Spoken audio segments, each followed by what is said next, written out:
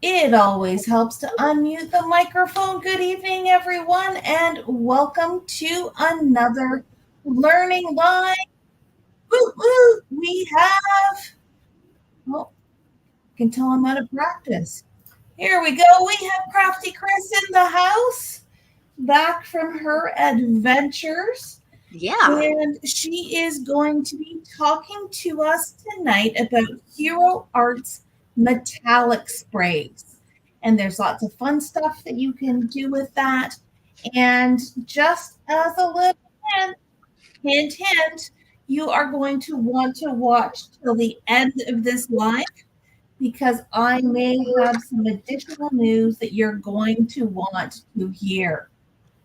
You could probably guess what it is, but I'm not going to give away too much of the secret. Instead, I will hand things over to Crafty Kris, and she has done a deep dive like she has done on many distress products and other goodies that we have in the store, and she does such an excellent job of explaining things that this was the perfect assignment for her. So, Kris, go ahead and take it away.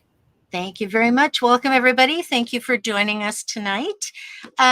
So we're talking about Hero Arts two-tone metallic sprays or Hero Arts tone-on-tone metallic sprays.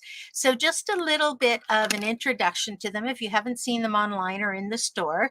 They come packaged in as powder. So you get a container that isn't full, and if you're not in the know, you could assume that half of it was missing. But what you're supposed to do is add water to it, and it gives you the instructions of how much water to add to it to create the metallic spray. Now, I kind of like to have two opportunities because it is a dye powder. It would react in a similar way to other watercolor and dye powders that you can use on paper from the powder base versus the liquid base. So if in my case, what I would be doing is taking half of the powder out of the container and keeping it in a small jar or something, and then putting in half the water that's required because I only have half of the powder left to create the dyes. And then you would just make sure that you shake them up really well. You can see that this bottom is very dense with the metallic parts. So it's very similar to any metallic spray. You have to make sure, there you go, nice and dark. You have to make sure that you do your due diligence in shaking them up before you begin. And like any metallic spray from any company, you want to be wiping off your nozzle so that it doesn't clog on you. So those are the two sort of prep things that always, whenever you're using the liquid version, you want to wipe that nozzle and you want to make sure they're shaken before you begin. With the powder version, it's not a big deal. You can use, I use a Nuvo, I think this was for embossing powder, and I just picked my powder out of my container from the dry goods. I did try plastic. I suggest you get a metal because the plastic itself will create static, and then you get huge amounts of the powder on the end. And when you try to tap off just a little bit, the whole thing goes flop and you end up with far too much. Now, remembering that these are pigments, you do not need a lot to create color. So I'm going to move on to what that means. So this is the pink powder. I've kept this, this one is called Fuchsia and Gold. So this is two tones. It means there is a color in here, and then there is a different color of metallic. With the tone on tone, there is a color in there, and then there is a matching color of shimmer. So you have blue on blue here. You have blue shimmer on blue pigment. And on this one, you have gold shimmer on fuchsia pigment. So that's the difference between two-tone and tone on tone. Here's an example of what I mean by having some flexibility working with your powders and with your liquids. This is exactly the same color. It is the fuchsia with the gold.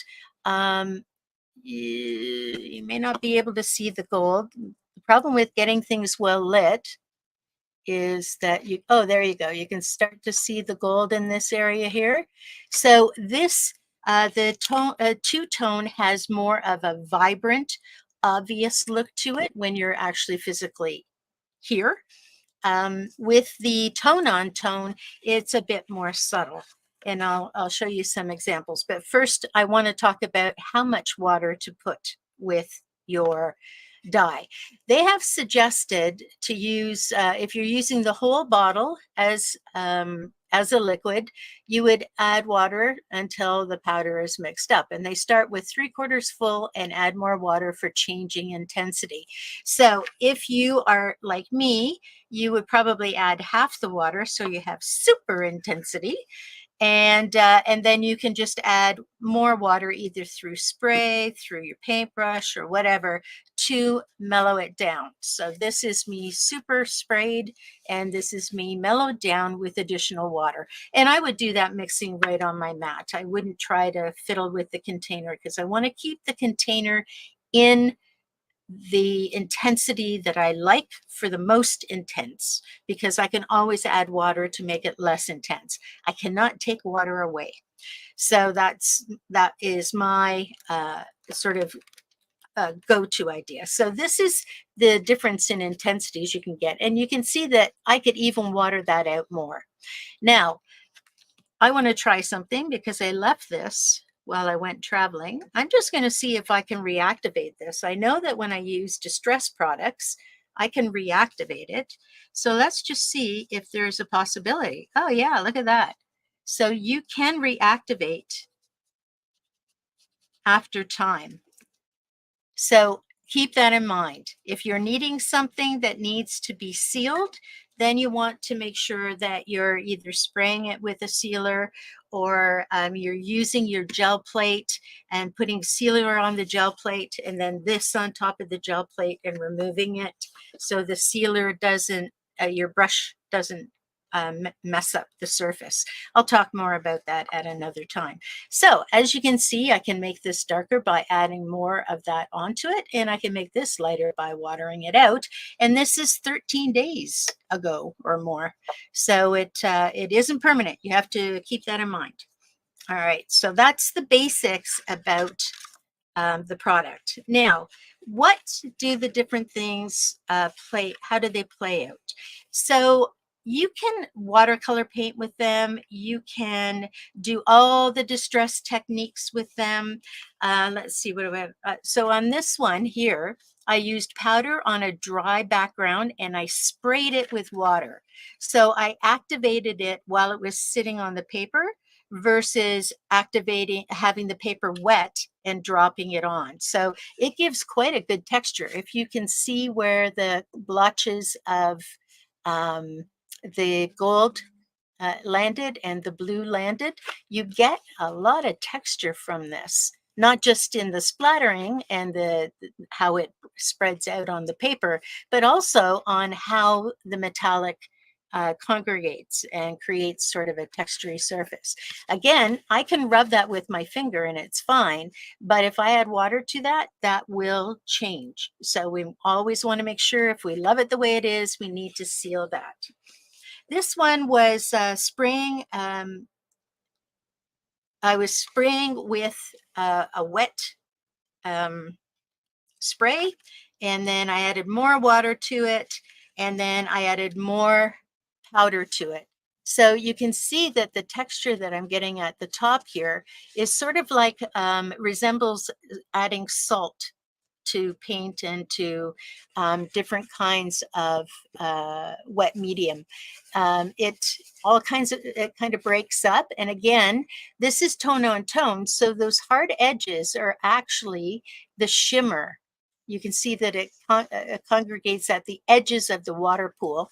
And same thing is happening with the gold, which is a contrast to the fuchsia color. So you're getting gold outlines on these water splatters. So there's a lot of play that you can use. And then I thought I wanted to do something really thick.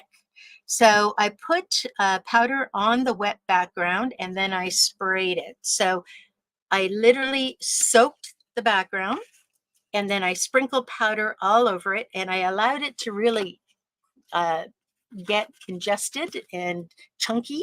And then I sprayed it with water and just rolled it around a little. And I have these really interesting sort of crater effects here, and then flat and sort of almost like waves happening. And then this section was the wettest section. And what happened, what pooled there was the shimmer. So this is all shimmer sitting in a pool. And I dried it with the hair dryer to dry it as fast as I could so that shimmer wouldn't spread out. I wanted it to keep it congested. And you can see that the gold and the fuchsia here have actually turned to a red. It's almost like it's rusted.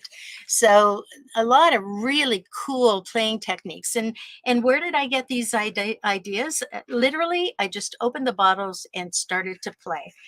Some are more successful than others, but you don't know until you play with it. But if you're going to do some testing and playing and you like things, you want to make sure that you write down what kind of paper you used, what you did. So this one is on Neenah paper. This was 110 Prism Neenah paper. This one was Prism 140 cold press watercolor paper.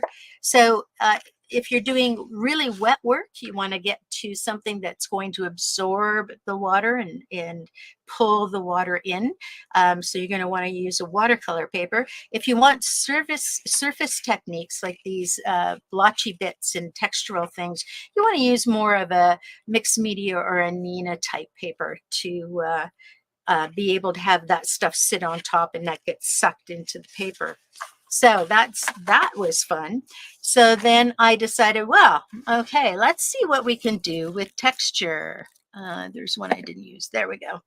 So I pulled out an opaque black and opaque white and a translucent grit paste to see how the product would meld. And I think I'm going to have to turn the light off for this because I need you to see the sparkle. Maybe this way. Okay, take it. So for instance, with grit paste, it already has its own little bit of sparkle. So this is grit paste at the top and at the bottom. So the gold tends to stick to the top of the grit paste. So if I could be lucky enough, oh, there you go. You can see a little bit of that gold in there. The contrast, the tone, two-tone, sorry, works better with pastes than the shimmer, the tone-on-tone, because if you look at this one, okay, sorry, trying to get focus first of all. You can see some of the shimmer, but mostly what you're seeing in this one is the grit paste. The grit paste has a shiny surface. So if you want to have that obvious two-tone effect, and you want to use a paste, you're going to want to go for the two-tone, not the tone-on-tone. Now, when I added the two-tone to black, the color did not come through, but the shimmer, the gold shimmer came through. And you can sort of see a little bit of flex there up at the top, like right there. So the shimmer, the gold tone in this particular color came through into the black paint, and that was kind of fun.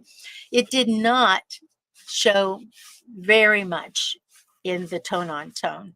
So that tells me that two-tone works better with paste and tone-on-tone works really well with paper. What else did I want to show you? And this was white. So this, with the white opaque, this color was so intense, it really didn't change very much from its initial color. Only where I spread it thinly did it change and go into a lighter color. So they are super pigmented, so you don't need a lot. And if you want to get just that barely pink thing happening, you need hardly anything. So just keeping that in mind. And with the two-tone, you do see some of it, but the white opaque um, texture paste tends to be a little more dominant. So in that, you can see the gold flecks very clearly in these two. You still can see the gold flecks in this, but they've kind of been muted. And I cannot see any shimmer in the blue done with the opaque white.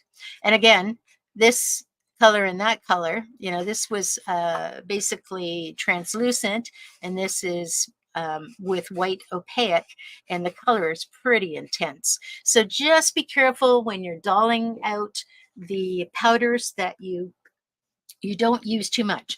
Now, how did I mix the powders in with these guys? I literally used just the blue and the pink, which I have in powder form. I haven't changed these from powder form. And I just added a little tiny bit off the end of my spoon. So I went in and I brought the powder to the front, and I just touched a little bit down. And so I would say, you know, that much is enough, might even be too much. So you don't need a lot. And it's better to start with less than more. So you can always add more to it if you want to get more intense color. So that was a fun thing to do. Tonight I'm going to try a different paste in the demo part of it, but I want to keep sort of showing you some of the things I've played with. So I have a very pretty stencil, and it's a flower stencil. And what I did was I took all the liquidy ones that weren't powders, and I sprayed it through the stencil. So this was the first spray through the stencil, and I lifted the stencil, and I did this on cotton paper. Cotton paper kind of reacts a little bit like watercolor paper, but not 100%. So it's kind of that piece between watercolor that sucks up all the color into the paper and mixed media or Nina paper that lets it sit on top. So you have the best of both worlds in this, and you can see how the combination of two-tone is mixed in with the combination of tone on tone in when I kind of move it around. So I had this on, and I took this off, and it had all the color that didn't stick to the paper. And I just took my white, I was using this to keep the spray from getting all over the place. And so I just literally turned it upside down and dry rubbed the stencil. And so it gave me this beautiful little one, which is an opposite. If you look at them, they are reverse. And there was enough ink on that, because the ink is very intense, to be able to give another print, but in an opposite direction. So I thought those were really, really cool. Then I thought, okay, so I've played with some copy paper, and I've played with white papers of different kinds. So let's see what happens when we mess around using black and craft and other kinds of papers. So I wiped off my stencil so I wouldn't contaminate it and I'd have a fresh start. And I put it on black. So when you look at it this way, you can see, it looks like there's parts missing, but when you turn it sideways, all of that color is there. It's just how the light is hitting it. And this one, I don't think I used any of the shimmer. I just completely used tone on tone. But look at how beautiful that is. Like, and the intensity of the actual color of the dye doesn't come through. What comes through mostly is the shimmer, the contrasting shimmer, you know, the gold, the copper, the yellow, that's mixed in with your powder on your two tones. So this was just a gorgeous piece. I can't wait to use that. Again, I lifted off the stencil and put the stencil down with all that remaining color. And I put a piece of print right on it dry and smooshed it down to let it, and I held it a little bit because craft doesn't really suck up as much as some of the other thick density paper. So I held it a bit, and then I didn't like the finished product because there was a lot of missing spots. So I just went in and rubbed in the different places that still had ink, because this is a 6x6 and this is a 4 1/4, and came up with this. And now you can see all that interference in there, but now you have the addition of the color in there as well. So that is fun. And then I still had stuff on my stencil, so I sprayed my stencil. And which one was this? Sorry, just takes me a minute to figure things out. Yeah, so I sprayed the stencil and watered the stencil and went in with this 110 Prism Nina paper and still got a beautiful print. And I sprayed again, and it's interesting. It's all the same ink. I haven't changed the ink from this very first piece. But what's happening is it's mellowing out as I get to the last print. And this last print, I really had to soak to get a print off. And I really had to, this is 110 Nina paper as well. And I really had to sort of just keep pressure on it until it kind of sucked up a little bit of that. And you can see I had to wait until I could see some of the water coming through to tell me that it was actually sucking it up. But look how pretty and delicate that is. And then this one is a little bit more intense. And then this one is a little bit chaotic, but still beautiful. And this one doesn't look like much until you move it around. And then it's like, ooh, that's gorgeous. So that was full 4 pulls on the one stencil, which I thought was really cool. So then I wanted to play around with some of the other techniques I've done with other kinds of inks. So this is a very common technique where you take the ink and you allow it to roll down a wet piece of paper. So I soaked the paper and I put just the straight color across the top. I sprayed it on my mat. I took my brush, my big fat brush, and unfortunately I don't want to, so I just took the big brush and it was wet.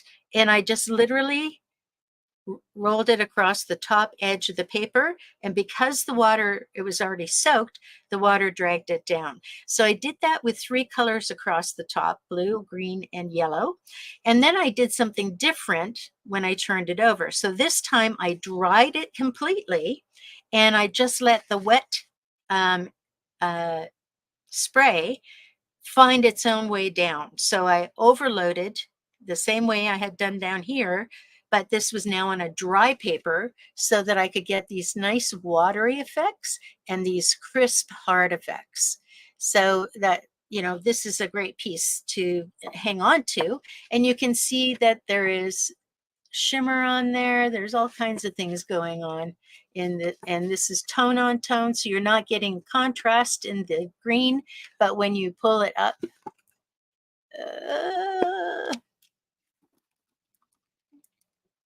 when you pull it up to the camera, you will see that there's tone on tone on all of these as well, these paler ones. So I did tone on tone in the background and I did two-tone in the foreground with the harsher lines. And that was fun. So then I thought, okay, I'm just going to go wild and crazy. And I did. And I'm still wild and crazy. And I've taped this down. This is a card I made. I taped this down because I have to read what I did on the back of it because I don't remember. It was 13 days ago. So I did multiple layers drying in between, each with multiple colors. And this is on cotton paper. And like I said, cotton paper is that paper between watercolor and mixed media. So it does absorb a certain amount of it, and it does give you some surface stuff. So I used the black on this one, which could be as dark as black or as light gray. And I think there is the bright yellow with copper and also the spring green. So those 3 colors are the colors I used in this particular mix. And so we have a tone on tone and we have 2 tones, two tones in there. So you can see the copper coming through. You can see, what is the other one? The other one is kind of like a greenish hue, and the darker sort of grayish blotchiness. So that was kind of a fun thing to do. And it just has all these like beautiful pieces. In a way, I wish I had not made a card out of it, but you can't keep everything, I'm being told. So I just wanted to make sure that I tried to keep some of the more interesting parts of it. And when you see it, it's very dimensional. It's hard on video to show you how you can like look into the paper and see all these layers because video flattens things, photography flattens things. So just trust me that when you look at this, when it's in front of you, you can just like go on a little trip into the paper to see all those layers. And it's quite a lot of fun. So that was a fun thing to do. And then I thought, okay, so cards, little artworks, things like that. But what else could you do? So I took that same stencil in those same colors. Let me just get these out of the way. And I created a background and I went right to the background. I sprayed in this corner, I sprayed in that corner, and you can tell because of the white. And then whatever was left on this, I flipped it over and I did the two other corners. I had a total mishap. So you'll see how dark this purple is right there. So I was using this little guy, and I took a little bit of the purple out to tap just a tiny bit on the tabletop, and it just went into a big mess. And then I hit it with water on top of that without thinking that I needed to do my little, watch the spray thing. And it just went all over that side. So even with the mess that's on there, I think this is beautiful. I then took some of the paint and I created two tones of the same color, which is this bright yellow and copper. So I have a really washed out version and a really intense coppery version. You can see the oranginess of it. And then I die cut using a floral insert from Elizabeth Craft. I think it might be an older version from 20s something. And I used the dies from the, what is this one called? I don't know what it's called, but I can find it for you if you're looking for it. But they're older versions. And so I've got all these little wispy to try and replicate the wispiness of the flowers that are on the page. I added these little outlines and wispy flowers to kind of help to ground that. And then some leaves just to bring it in. And then I had these little guys from Craft Consortium that I hadn't found a use for yet, but they made excellent flower centers. And I just love this page. I'm looking for the perfect picture for this. So that's kind of how I messed around and made a few things. But tonight I want to try something totally different. And oh, I should tell you, this was my leftover paper. Look how pretty that is. All these little light bits of flower bits and lots of the leftover two-tone spray. And I have very pretty, as you know, I do have a habit of keeping things, and they're very pretty. And I've got two that I'm needing to finish up. So tonight they're going to be my wipe ups. And I'm going to keep this and not add anything more to that because I'm going to make that into cards. But tonight for the demo part of this, and thank you for hanging in. I hope my timing isn't too bad. This is what we're going to do. So we're going to first start with a wet paper. This is Prism Nina 140 pounds, so it's very heavy. I am using, there's two sides to this. There's a side that has a tooth to it. That means it's kind of, what do I want to say? Kind of buckly. And then there's a smooth side. I'm using the textured side, and I am going to soak it. Like I really want it soaked. Oh, and you should know as well that with this super soaky paper, you do have to go over it to get it wet because it'll soak the water up right away. And if you see spots that aren't wet enough, you have to go back in and add wet. Now I'm going to use the, make sure that I use the spray, and I can use my paper so it doesn't go everywhere. And this is going to be my background. Okay. So I'm just going to let that move around a little. And I have lots of spray around the outside. I'm going to wipe my tip so I don't get that stuck. And I'm just going to dry this now. And I'm going to leave all the other stuff that's there because I'm going to add water to that to make a second layer. But already you can see that it's drying and it's giving that coppery effect. So let me get this done quickly.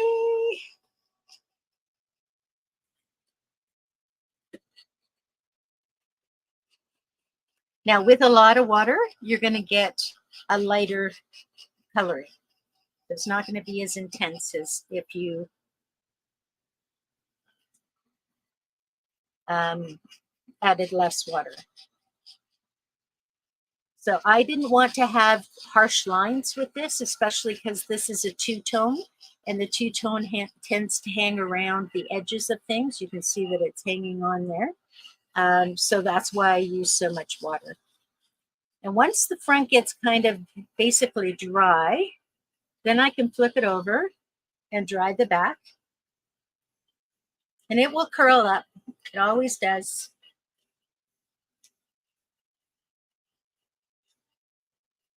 And then I turn it over this way. And as I heat the front, it starts to flatten out again. And I'm trying to keep that from getting it dry.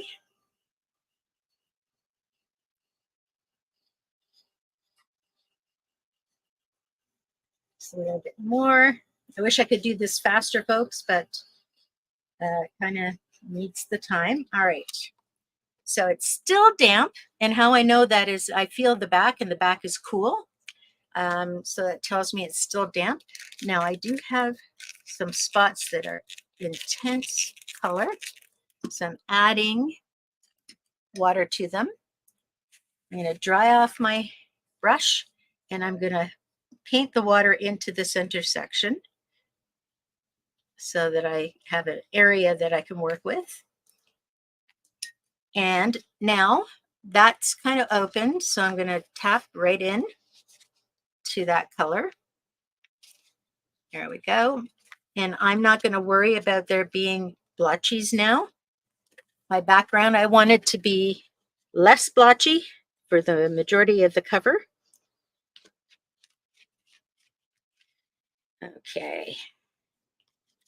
So now I'm going to dry this, and then I'm going to do one more.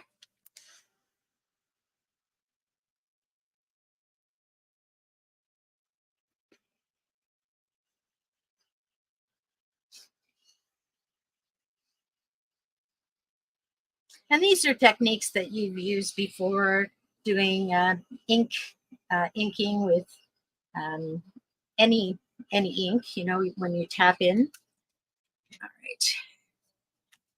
So now I'm just going to tap lightly so that I get more rigid sort of looking blotchy blotches. Does that make sense? Blotchy blotches.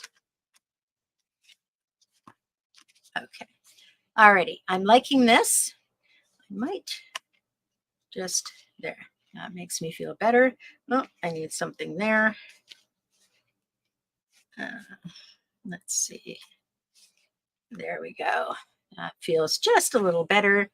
I'm going to take my purple cloth, and I'm just going to wipe down all that remaining ink. There's still tons of ink in there. And as this dries, you'll see the sparkle come through. All right. Now I'm just going to dry this off. And then we're going to play with sparkle paste, distress sparkle paste. And we're going to spray as well.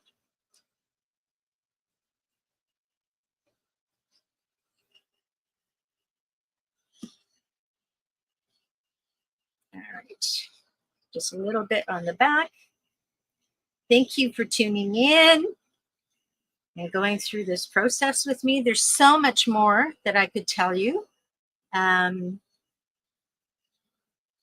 you know, some of it's out there already, and some of it is just from my brain. So if you're curious at all, do your deep dive in your Pinterest and YouTube channels. This is quite damp, but I think it's going to be good enough. All right, so where did my stencil go?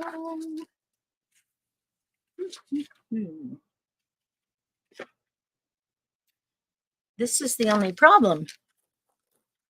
Losing your stencil. Okay. Did it fall on the floor? Sorry, folks. It was like right here. Lift that up. You think it would just be right there.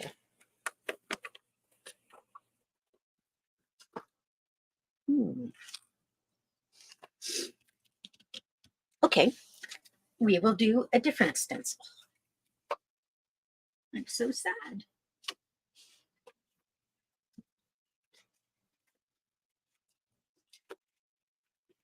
Sorry for the downtime.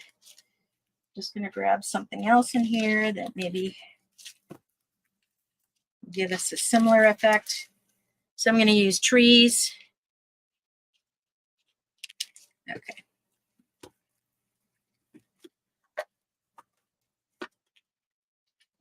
I don't know where that stencil went. That is so bizarre.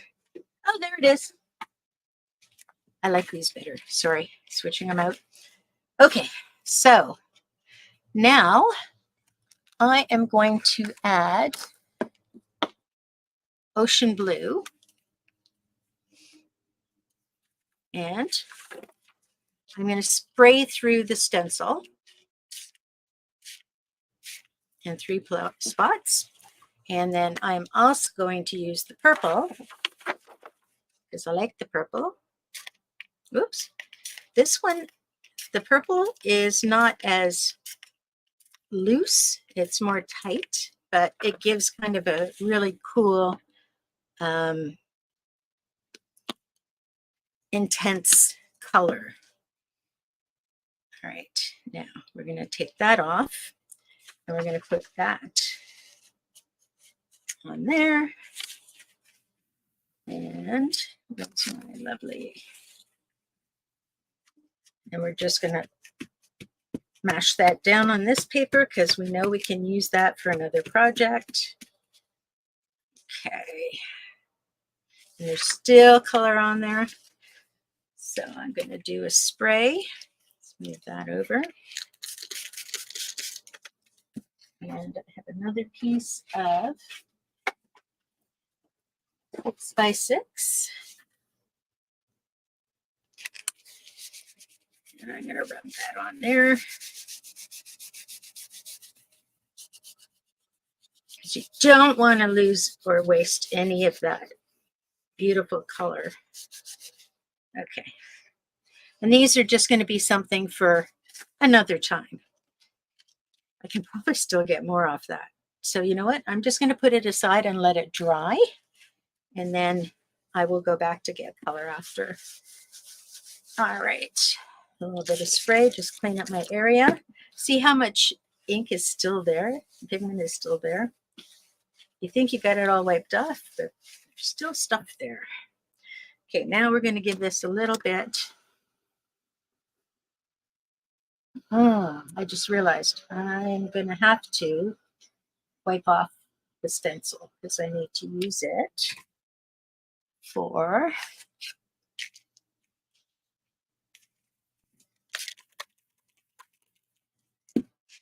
adding my color. So this has the metallic in it, and this sparkle paste has sparkle in it, like a glitter in it. So it's very hard to see under these lights, but I want to see how the two things meld together and if they work together. and then I'll be done. Oops. Okay, this will work. Now, I'm going to turn it the opposite way.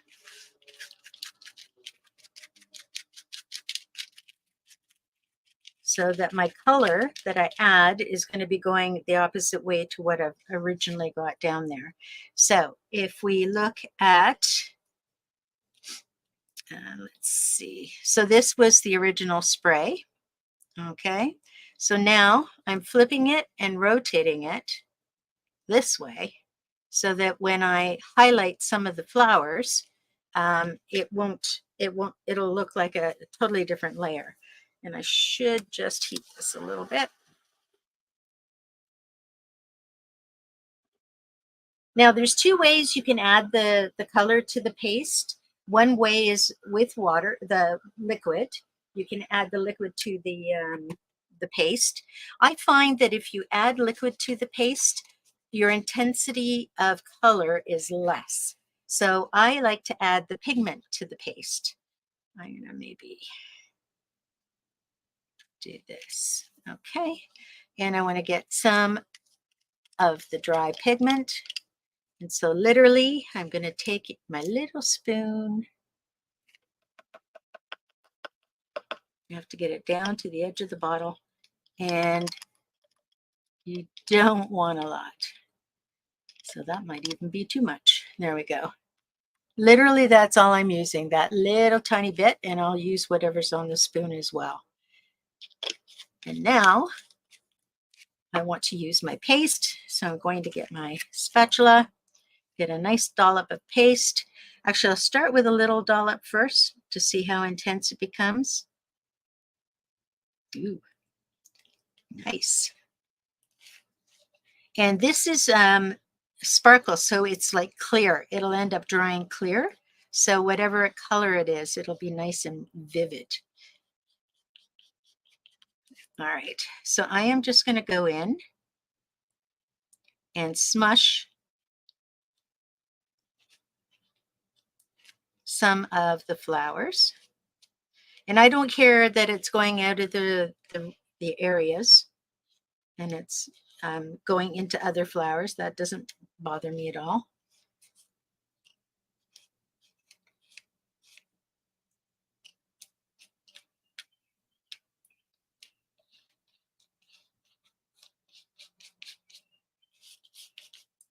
And let's do this little guy down here. There we go. Okay, now I still have stuff on there, so I'm going to take a different spatula and a little bit more.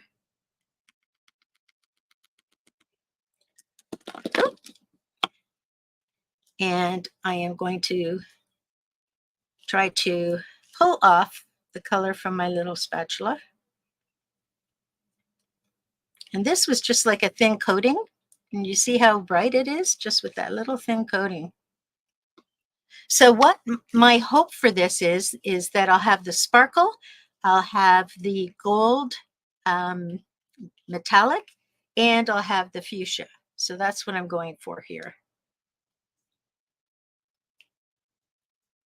I just don't want to go too much. I need to go over the line so I can see the flower. And this is a little bit lighter than the first pull, which is kind of cool.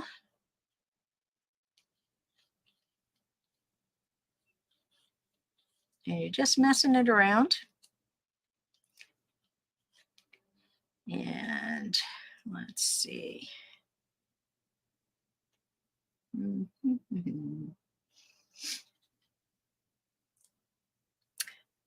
Can't see very well, so I think I'll just lightly do the center of this section.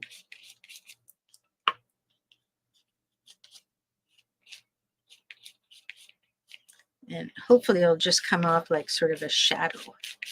Okay, so now I'm going to pull this off. And look at that. And it's three-dimensional. It's wet right now, so we can't really see the technique yet. So let's just close everything up. But just that hit of the pink with the purple and the turquoise and the green. Let's take this paper, move this over here, add that to here.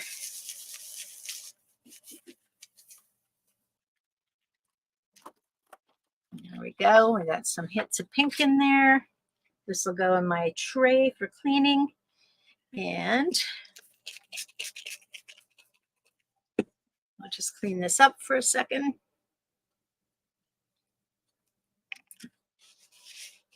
All right. And I'm going to hit it with some heat so we can see the sparkle.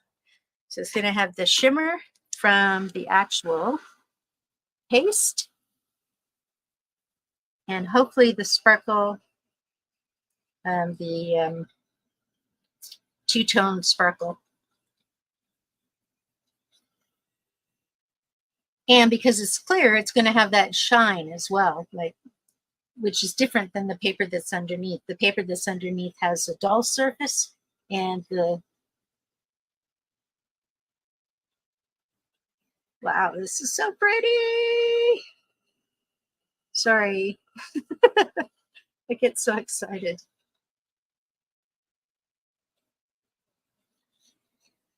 Oh yeah, and you can see the glitter that's inside the paste coming through too.